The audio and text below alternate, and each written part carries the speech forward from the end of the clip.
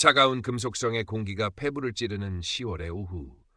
박소라의 발걸음이 경복궁 흥내문 앞 드넓은 박석 위에서 잠시 멈췄다. 며칠 전 할머니는 가을 하늘처럼 푸르게, 그러나 너무도 갑작스레 그녀 곁을 떠났다. 생전 할머니가 입버릇처럼 말하던 소원, 조선 왕조의 숨결이 살아있는 이 궁궐에 와보는 것. 소라는 할머니의 마지막 길을 배웅하는 대신 그 소원을 대신 이뤄주기 위해 이곳에 섰다. 목에는 할머니가 가장 좋아했던 작은 들국화 한 송이를 눌러 만든 아파 로켓 목걸이가 차갑게 걸려 있었다. 손에는 낡은 스케치북과 익숙한 연필이 들려 있었다. 할머니, 보고 싶어요. 나지막한 속삭임은 바람결에 흩어졌다. 웅장한 근정전의 처마선이 파란 하늘을 배경으로 위엄을 뽐내고 있었고, 색색의 한복을 차려입은 관광객들의 웃음소리가 멀리서 들려왔다. 수문장 교대식의 요란함이 잦아들고 잠시 한적해진 틈을 타 소라는 광화문 방향 동십자가 근처 위병초소로 시선을 옮겼다. 붉은색 조복에 검은 익성관을 쓴 수문군 박하사가 미동도 없이 서 있었다. 때때어 보이는 얼굴이었지만 그 표정에선 어떤 감정도 읽을 수 없었다. 마치 잘 만들어진 밀랍 인형 같았다. 소라는 깊게 숨을 들이마셨다. 할머니, 이걸로라도 당신의 못다한 바람을 조금이나마 풀어드리고 싶어요. 그녀는 조심스럽게 초소 옆 사람들이 함부로 넘나들지 않는 듯한 경계석 바로 안쪽 바닥에 아파 로켓을 아주 잠깐 내려놓았다. 그리고 두 손을 모아 짧게 기도를 올린 뒤 그 모습을 사진으로 남기려 했다. 어쩌면 이 인상적인 풍경을 빠르게 스케치할 수 있을지도 모른다는 생각도 스쳤다. 로켓을 내려놓고 스케치북을 펼치려던 바로 그 순간 박하사의 시선이 정확히 그녀에게 와 꽂혔다. 날카로운 눈빛이었다. 경고의 의미가 명백했다. 소라는 순간 온몸이 얼어붙는 듯했지만 애써 용기를 내어 기도를 마치고 휴대폰을 꺼내려 했다. 박하사가 움직임 없이 그러나 단호하고 낮은 목소리로 말했다. 그의 목소리는 궁궐의 정적을 갈랐다. 부인, 뒤로 물러서 주십시오. 허용되지 않는 행동입니다. 그의 한국어는 딱딱했고 기계처럼 느껴졌다. 감정의 온도가 전혀 없는 그저 규정을 전달하는 음성이었다. 소라는 당황하여 더듬거리며 영어와 한국어를 섞어 설명하려 했다. 잠깐만요. 이건 저희 할머니를 위한 거예요. 얼마 전에 돌아가셨는데 할머니께서 한국의 궁궐, 특히 수문장 교대식을 정말 보고 싶어 하셨어요. 그녀의 눈시울이 뜨거워지기 시작했다. 목소리가 가늘게 떨려 나왔다. 그녀는 자신도 모르게 로켓을 쥔 손에 힘을 주었다. 주변에 있던 몇몇 관광객들이 수군거리기 시작했다. 그들의 호기심 어린 시선이 소라에게 집중되었다. 두루마기 차림의 한 노신사 김 선생님이 안타까운 표정으로 소라를 지켜보고 있었다. 그는 아마도 궁궐 해설 자원봉사자이거나 혹은 그저 역사를 사랑하는 평범한 방문객일 터였다. 박하사는 소라의 감정적인 호소에도 불구하고 표정 하나 변하지 않았다. 그는 마치 벽과 같았다. 감정이 통하지 않는 규율로만 이루어진 벽. 심정은 이해합니다만 규정은 규정입니다. 그것을 치우시고 지정된 관람선 밖으로 물러나 주십시오. 그의 목소리에는 일말의 동정심도 인간적인 온기도 느껴지지 않았다. 오직 임무에 충실한 기계의 냉정함만이 배어 있었다. 소라는 절박했다. 눈물이 뺨을 타고 흐르기 시작했다. 제발 사진 한 장만이라도 할머니를 기억하기 위해서예요. 정말 잠깐이면 돼요. 그녀는 스케치북을 가슴에 꼭 끌어안았다. 그 안에는 할머니가 좋아했던 풍경들, 그리고 이제는 그릴 수 없게 된 할머니의 미소가 담겨 있었다. 박하사는 고개를 아주 미세하게 가로저었다. 그것은 거절의 의미를 넘어선 더 이상의 대화는 무의미하다는 듯한 냉랭한 신호였다. 그의 눈빛은 여전히 소라에게 고정되어 있었지만 그 안에는 어떤 개인적인 감정도 담겨 있지 않았다.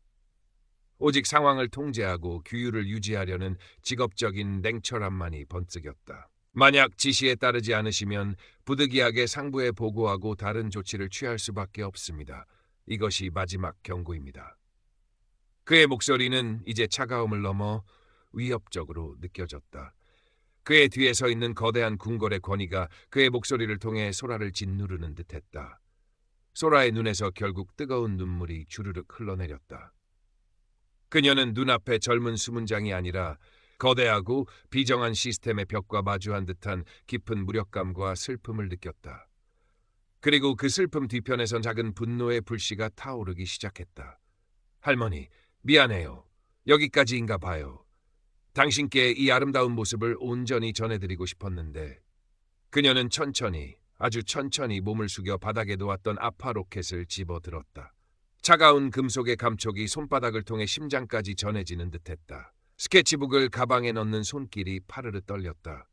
그리고 물러나기 전 소라는 흐르는 눈물을 손등으로 아무렇게나 닦아내고 박하사를 정면으로 응시했다. 그의 흔들림 없는 눈동자를 똑바로 마주 보았다. 떨리지만 그 어느 때보다 분명한 목소리로 그녀는 한국어로 말했다.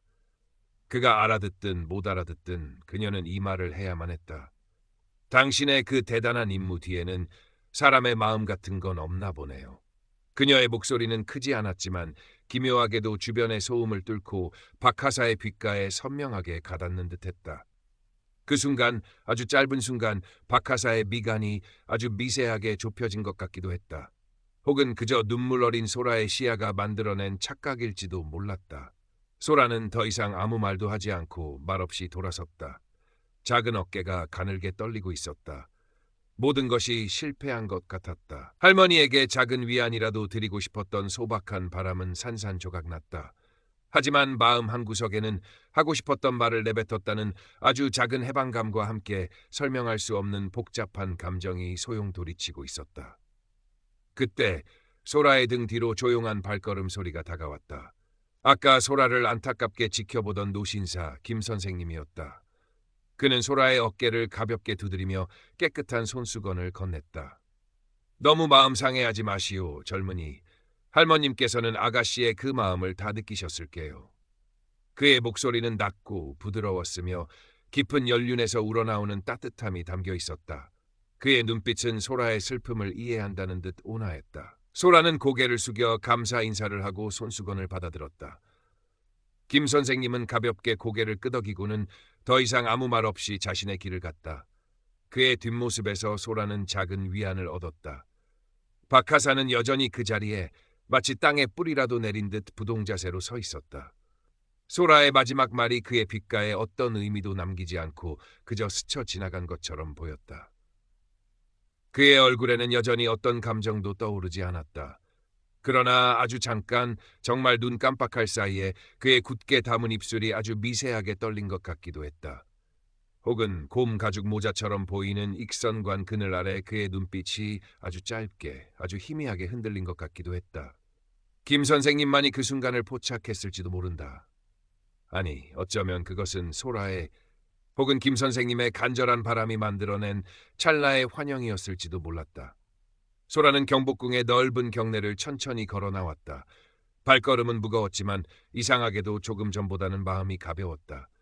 그녀는 근처 삼청동 공원의 한적한 벤치에 앉아 가방에서 스케치북을 꺼냈다. 미완성으로 남은 수문장의 딱딱한 윤곽선 아래 그녀는 오늘의 복잡했던 감정을 몇 줄의 시처럼 혹은 짧은 일기처럼 적어 내려가기 시작했다. 차가운 강철 심장에도 언젠가 작은 들국화 씨앗 하나 떨어질 수 있을까? 스며들지 못한다 해도 그 차가움의 표면에 아주 작은 균열이라도 낼 수 있을까? 펜을 놓은 소라는 고개를 들어 런던, 아니 서울의 가을 하늘을 바라보았다. 하늘은 여전히 높고 푸르렀다. 멀리 남산타워의 윤곽이 희미하게 보였다. 궁궐 담장 너머로 들려오는 서울의 소음은 여전히 분주했지만 소라의 마음은 이상하게도 차분했다.